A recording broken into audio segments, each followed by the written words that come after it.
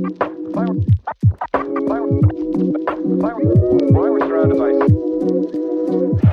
first pick in the 2024 NFL Draft.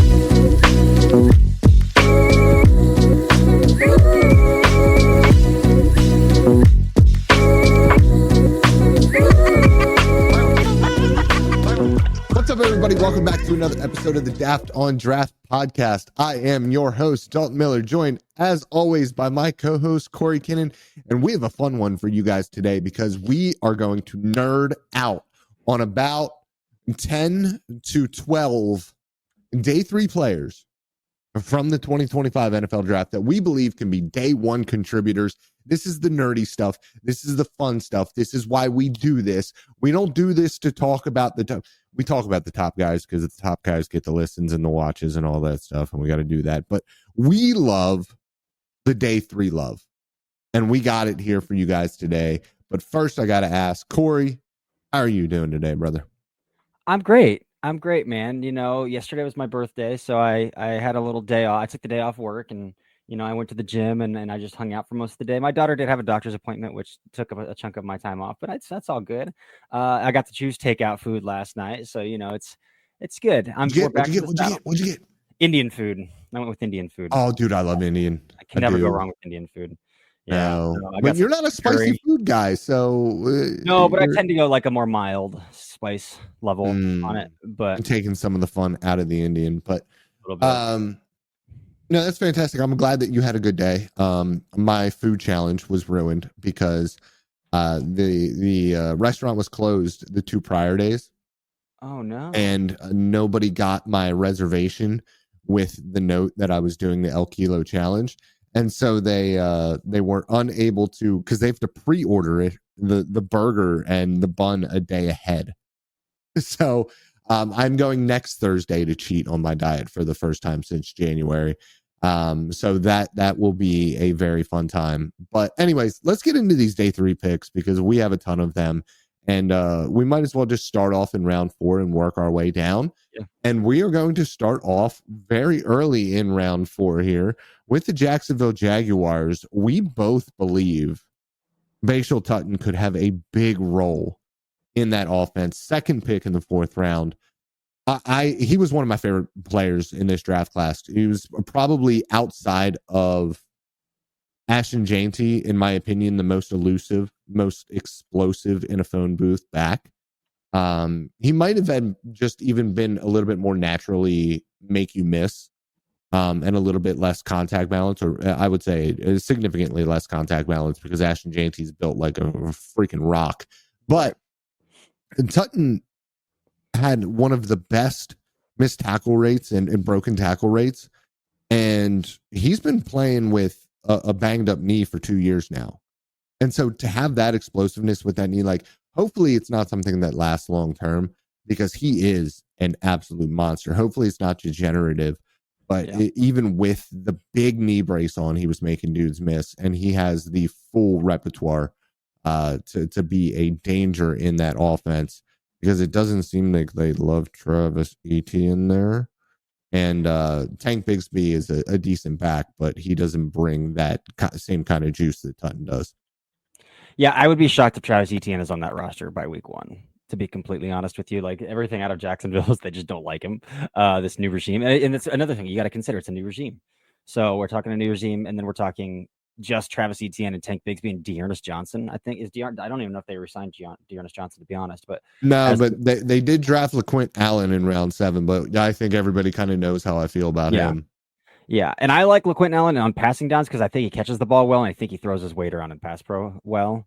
But that's not going to prohibit Bashal Tutton from getting the carries that Bashal Tutton is in line to get, in our opinion here. So obviously the Jaguars didn't pick a running back early. They didn't sign one in free agency, and this is the real first running back that this new regime is handpicked for Liam Cohen. That Liam Cohen is handpicked for his offense. So I think that's pretty high praise to begin with. Like a reason to buy in to begin with is just saying, Liam Cohen, that obviously doesn't like what's going on with ETN, and maybe they really do like Tank Bigsby, and Tank Bigsby's the back to buy into here. But Even then, I still don't. I still think Travis Etienne is probably getting moved before week 1. So Yeah, and look what Cone and them did with what they had in Tampa Bay with mid-round picks. They can get it done. They can get it done. And not only can they get it done with those guys, they have been able to really kind of find the talented spots on day 3 and, late on day 2 to pick those backs up. So I am very excited about that potential there. We're moving coasts now. We're staying near the water. We're going to San Francisco here. And even though the 49ers drafted Alfred Collins in round 2, we're looking at Jordan Elliott and Kevin Givens as the 2 starting defensive tackles in San Francisco right now. I believe CJ West is going to get significant snaps because I think that he is better than where his draft position was. And I think that even though he played a lot of one tech at Indiana, we saw what he is capable of when he is given a green light. And I think that as a 3 tech who can also defend against the run, I mean, you're looking at a very potent duo with him and Alfred Collins. Yeah. Especially when you look at the pass rush upside that West has that Collins doesn't necessarily have. Obviously, Collins is I swear to God, he has it. Because you see him run defend and you see him as an athlete. Like, I swear to God, he has to have it in there somewhere. He's just terrible at it. I don't. It doesn't make sense to me how his hands could be so good against the run and he just has no pass rush thoughts in his brain. So, the athletic potential is there, and the length and the strength is there to be a menace against the pass. He just sucks at it, and it's really weird. Yeah. It is bizarre. So I do think that we're going to see.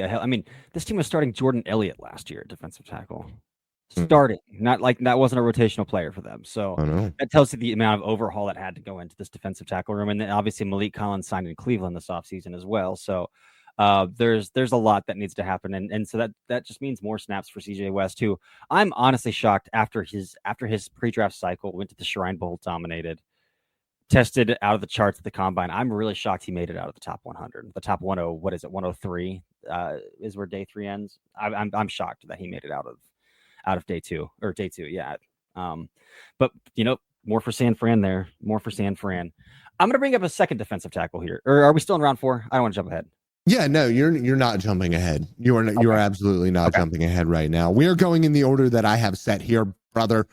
And we're going with Malachi Moore, the New York Jets. And we can kind of bring this one up quickly. But Tony Adams and Andrea Sisco are the 2 guys there at safety. I think that Malachi Moore can come in and bring snaps as an overhang type of guy, as a more of a true strong safety in that Wilkes defense. So I think that he's somebody who can come in and play downhill at a pretty high level. And it's funny, too, because they have Jamie and Sherwood playing linebacker for them. And Sherwood was a former safety in college. And I don't think that Malachi Moore will ever be a true linebacker, but he brings that same sort of versatility coming down here and smacking dudes in the mouth. So shout out to him. Yeah. And again, this goes back to the reason to buy in with Tootin and Jaguars is that Tootin was drafted by a very good offensive mind, almost handpicked by an offensive mind. The Jets are headed into a new regime as well, led by a former all-pro cornerback, all-pro defensive back. And so if you are a team drafting a defensive back in the year 1 of a regime where your new head coach is an all-pro defensive back, there's reason for me to think that there's a connection there as well. And so this might be an Aaron Glenn guy, the guy that Aaron Glenn says, you draft me up this guy on day 3, I'll find a way to get him on the field, and I'll find a way to make this work. So I do think the Malachi Moore with Aaron Glenn fit there is something to probably keep an eye on too. 100%. Was Cam Jackson the next guy on your list? No, Jordan Phillips was. Jordan Phillips was. Okay, yeah. Let's go to Jordan Phillips in Miami because he is actually next up on the list. Yeah, so with Jordan Phillips, again, another player I was really bullish on, one of my day 3 my guys heading into this year's draft, defensive tackle out of Maryland. Again, only 20 he years wasn't old. A day 3 guy for you, though, was he? I thought he was a day 2 guy. Yeah, I thought he was a third round player. So again, just because he's 20 and he possesses physical traits that are rare, in my opinion. Again, more of a stout build. So what, 31-inch arms, but ultra explosive. So that means he's getting into your chest right away and he's not getting out. And that's on tape. Again, I think there's room to develop the cognitive side of his game. When he is two gapping, when he is trying to redirect the run game, things like that. But when you're looking at the Miami defensive tackle room, who also just drafted Kenneth Grant in the first round, their starting nose tackle on their depth chart is still currently Benito Jones. So, and if you think about something that Jordan Phillips brings day one potential for, it is that ability to take on bodies and not get dug out. So I think there's potential here that Jordan Phillips could come in as a one tech, as a shade, and just be that dude to eat up space for Miami while he tries to figure out some other stuff. I don't know if he will ever figure out pass rush upside because he is pretty stiff. But what I do know is that he brings a really high floor as a run defender. And if you're being drafted in the 5th round and you can come on the field for first, second down, obvious or like not obvious passing situations and do your job, you're gonna play in the NFL for a long time. And so I think that's something that Jordan Phillips could even do as a rookie in Miami. Yeah, I mean, I really struggle with it because I think that there's a lot more cognitively that we undersell when it comes to being able to just be a gap plugger. But from a physical perspective, he has all of the upside to be that guy. I just think that the mental trigger has to be there, or else you're going to get washed out because you are playing athletes who are as good as you at this point at the NFL level. Like when you look at it, just to bring up Mozzie Smith. Mozzie Smith is longer, stronger, more explosive than Jordan Phillips is. And he still was horrific because he didn't know what he was doing out there. And that's it. Like, if you don't have the cognitive ability and the confidence in what you are seeing in front of you, you're going to get your ass kicked. And that's what we saw with Mozzie, and that's very much what we could see with Jordan Phillips. And hopefully we don't, because I think that he does have a ton of potential. He's somebody who I liked as a day 3 guy who you could develop, especially because he is 20. I wish he would have stayed in school and we would have gotten to see a lot more of him, and he would have been able to see a lot more of the field. But I see the vision with him, absolutely. The next I do wonder if he regrets declaring a little bit. Yeah, it was just a little bit of a weird pick. The next 2 are going to be running backs here. I wanted to throw Mac McWilliams out there, but you know, there's a lot going on there with the Philadelphia defense, so we didn't do that. Braden Swinson was a name that we brought up as well that we didn't choose. But Jordan James, just because I don't know who's getting snaps behind Christian McCaffrey in that backfield. And there won't be many snaps to be given, but I do think in that Shanahan offense, Jordan James is just a perfect 1-to-1 match. And I know that Corey wasn't very high on Jordan James, but I think when you look at the fit offensively, it's a perfect marriage. And it's the first like good marriage from a back that we have seen the Shanahan pick in a while, because for a long time he was picking dudes and they were going off, and then he started picking like heavy-footed dudes and like trying to like change his ways a little bit, and it just didn't work out very well. Yeah, well, you mentioned that I'm not very high on Jordan James, and I kind of do feel like he kind of also feels like a Tyrion Davis Price / Trey Sermon kind of pick to me, where it's like, oh yeah, Shanahan drafted this running back, he's going to be awesome, and then they never see the field. I'm not going to undersell Jordan James before he ever takes a snap, but his feet are way better than both of them too, and that matters. Yeah. But again, it could be a numbers game, like who's playing behind Christian McCaffrey, as you said. So won't sell him short there at all.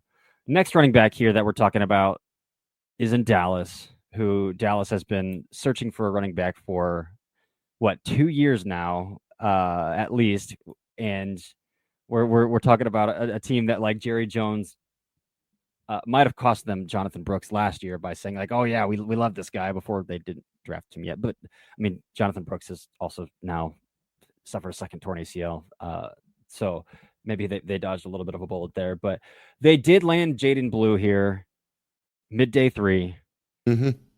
And we think that he has day one impact because he brings something that Javonte Williams doesn't bring, and that's an ability to be a playmaker out of the backfield as a receiver.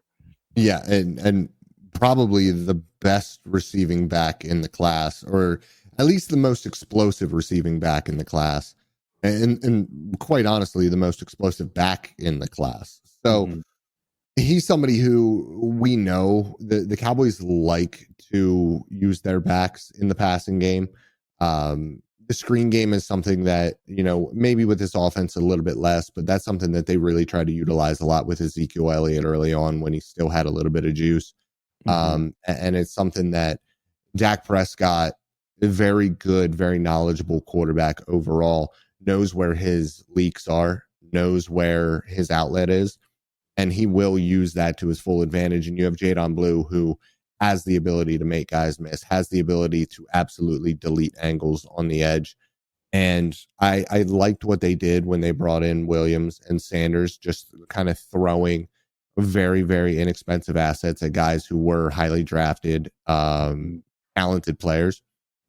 And I think that Williams is going to be that number one back in this room. But I do think Blue is something that they've been searching for as a change of pace scat back, as an RB2. Yeah, most definitely. Where do you want to head off next year?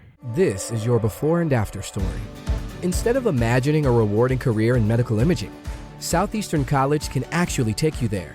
Prepare for a career in ultrasound, radiology, and X-ray technology. With hands-on specialized training, simulations, and real-life experience with the latest imaging technology, you'll be ready to play a vital role on any healthcare team. Transform your life by helping others. Southeastern College. Your future is bright. Visit scc.edu to get started.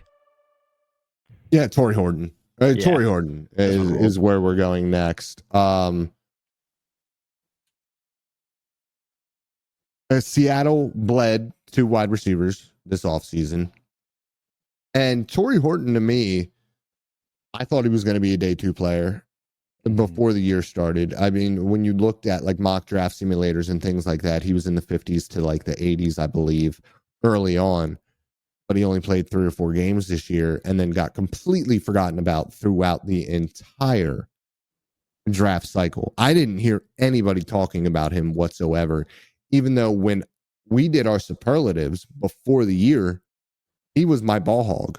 He was my target magnet because he had games where he was getting 15, 20 targets in games, catching balls for Colorado State. I mean, that's the type of receiver that he is. And I think that in this offense, Cooper Kupp is there. JSN is the dude there. But Marcus Valdez-Scantling and Cooper Kupp, you can't count on his health. Jake Bobo has come in and brought snaps. But I think Torrey Horton is somebody who you can have as a legitimate wide receiver 3 in an offense who is going to snatch you 40 to 60 passes and move the chains at a pretty high rate. Yeah, I was going to ask you, do you think he walks into this room as wide receiver 3? I think they'll probably lean on Jake Bobo a lot early on. Well, Probably. Not just Bobo, but I think MVS too, just because MVS brings something to that room that nobody else in that room does. Vertical threat, and he has familiarity with Clint Kubiak. Yeah. But we're talking about, I mean, that's a very niche role. I'm thinking like they had, I guess DK wasn't an overly developed wide receiver, but like DK was obviously the top dog in that room because he could do a couple things really, really well. But like Torrey Horton might be the 3rd best receiver on this depth chart, or like in terms of overall skill set. Again, I think they'll lean on Jake Bobo a little more this year, but Torrey Horton might be that wide receiver 3 in this roster by week 6. Yeah, he very well might be. Yeah, it's not a very good. That's kind of why I put him on there. Yeah, outside of Kupp and Smith and Jigba there. Yeah, for sure. Let's talk about another fun weapon here, though. Okay, Ooh, I love this one. We after missing out on their guy from Michigan, they went out and got the watered down version of him in Oronde Gadsden from Syracuse. Will Dissly is the starter there, obviously, in Los Angeles. They brought in Tyler Conklin, but Oronde Gadsden brings them the ability. And listen, the wide receiver room is actually looking half decent now. Yeah. Kind of. Lad McConkey is a dude. We know this. And Trey Harris, I believe, is a dude. Quentin Johnston, much improved. And then Mike Williams is 75 years old and can't stay healthy. But we know that Harbaugh wants to run the football. And Oronde Gadsden is a legitimate tight end who can also split out and be a legitimate wide receiver, because he has in the past. He was a wide receiver when he came in to Syracuse. He added weight at a steady rate. Dad was a pro. He knows what he's doing. He's a legitimate player, man. And I really do believe he is going to get significant snaps in this offense in 12 personnel, spreading him out, bringing him in, playing F. Like, he's going to do a lot of fun things in this offense, I think, by the time the year is over. This is one of my favorite fits of any player, any round, is the Chargers with Oronde Gadsden right here. They're going to find ways to get him isolated. They're going to find ways to get him down the field. Again, watching Kyle McCord felt like Oronde Gadsden was doming at least one guy a game, just like over top of one guy a game. So, yeah, I absolutely love Gadsden to the Chargers, right there. Yeah, and I feel like I've been taking over a lot of this, unfortunately, and I apologize for that. No, I'm going to let you talk about Chris Paul here, man. Yeah, so let's stay in Los Angeles here for a little bit, and let's go to Chris Paul here with the Rams, out of Ole Miss, drafted on day 3. Again, undersized. I guess he wants to go by Poo Paul. We'll call him Poo Paul. That's fine. That's a bold. That's bold. It is very bold. This linebacker room in Los Angeles. Amon-Ra St, who played well for them, Troy Reeder, Nate Landman, Poo Paul. This very much has an Ernest Jones drafted on day 3, starts day 1, plays for 4 years kind of feel to it. Here with the Rams in this linebacker room.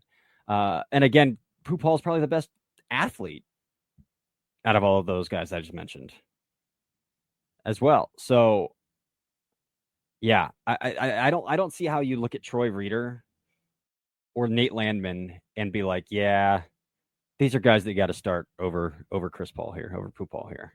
I think he's going to go into camp. He's going to win that job. Because, again, I think he's a really highly instinctive player. I get that he's 5'11", whatever. But he's a highly instinctive player. He knows how to keep himself clean, and he's a good tackler. Like, at the end of the day, that's what you want out of a linebacker, right? So he's going to go in and he's going to win that job. You want the hottest take of the NFL draft cycle, but it probably shouldn't be a hot take because it's just what happens. Yeah, I would love it. Dorian Strong will be the starter over Maxwell Harrison by week 18. And it's just because it's the Buffalo Bills, man. We saw it with Kaiir Elam. You draft the freaky athlete with all the length and all the ability. And then the dude who is just really, really good and instinctive in cover 3 in Christian Benford is the guy who's going to end up starting and getting paid. And that is Dorian Strong. It's not even the second corner that the Bills drafted. It is the third corner that the Bills drafted. I think Dorian Strong was one of my favorite players in this class because of what he did in cover 3. And I think that this is, like you with Oronde Gadsden, I just think that this is a phenomenal fit overall. Yeah, I could absolutely see it. They need, if you look at all of the Buffalo Bills corners, including Maxwell Hairston, and maybe they have a type where they don't feel like they need an enforcer outside, but they don't have an enforcer. Like a physical guy who can come up and hit a little bit, who can come up and press a little bit. And maybe they think that Dorian Strong can be that guy. He's definitely got the body type for it. He's got that look on film too. But like, this is a guy who can turn and burn as well in cover 3 looks. So it's not like he's just this big dude who sits at the line of scrimmage and looks to just get his hands on everybody he can. So, yeah, I like that take. I like that take a little bit. I love Maxwell Harrison's tape though, so I'm not going to bet against Maxwell Harrison there, but I don't mind it. I don't mind that take at all. The next take is easy. This might be the best pick in the draft, just flat out. It's Brashard Smith going to Kansas City. I'm gonna let you go with this. Well, yeah, for one, like Isaiah Pacheco's in the last year of his contract, coming off a pretty steep injury concern. Like, can he stay healthy? Can he stay healthy? Can he stay healthy? Plus, we're talking about a Kansas City Chiefs offense that, one, another reason we probably could have put Jalen Royals on this list too, doesn't really have a wide receiver who can win through contact consistently. And two, that means that they have to work to scheme open guys. Like they scheme open Xavier Worthy a lot. And Rashee Rice has proved that he can like eat up the middle of the field and be like an underneath, not a slant merchant the same way that Mike Thomas was, but if you look at Rashee Rice's route tree, it's very much middle of the field within 10 yards of the line of scrimmage kind of body of work, and then making stuff happen after the catch. But what makes Brashard Smith to the Chiefs so interesting is you just go back and you look at what Jerick McKinnon did, and it's almost just like, welcome back, Jerick McKinnon. I mean, there was that Super Bowl year, I think it was 2022, where Jerick McKinnon scored 9 touchdowns out of the backfield, man. Just catching passes out of the backfield, making plays in space, eating up green grass out of the backfield, and being a playmaker for Patrick Mahomes. And if you look at Isaiah Pacheco, if you look at Kareem Hunt, neither of those running backs fit that mold of that kind of playmaker in the passing game. Brashard Smith is a former wide receiver. Brashard Smith very much does. So this just feels like, welcome back, Jerick McKinnon. Get ready for a heavy workload as a rookie. That's exactly what it feels like. And I could not agree more. I think that when you look at a perfect player to coach and quarterback fits, it just doesn't get any better than him, man. And it's really unfortunate because it feels like the Chiefs get 1 to 2 to even 3 of these picks every single year where it's just like, oh, yeah, that guy is going to be freaking awesome for them. Like Creed Humphrey falling in their laps, Trey Smith falling in their laps. Like, it's just what happens to them. Yeah. Yep. The next Some guy. teams are just good at this. Yeah. The next guy that we want to bring up, and this is a little bit out there, but I wanted to bring it up because the roster around him doesn't look very appetizing overall, and that is Hunter Wohler. Hunter Wohler, famously, if you listen to the Daft on Draft podcast, was very good at the Senior Bowl and very unlucky because he was just getting mossed the entire time. But a little bit bigger safety, listed as a linebacker on our lads, which I think is a little bit interesting. But he was announced as a linebacker when he was drafted too.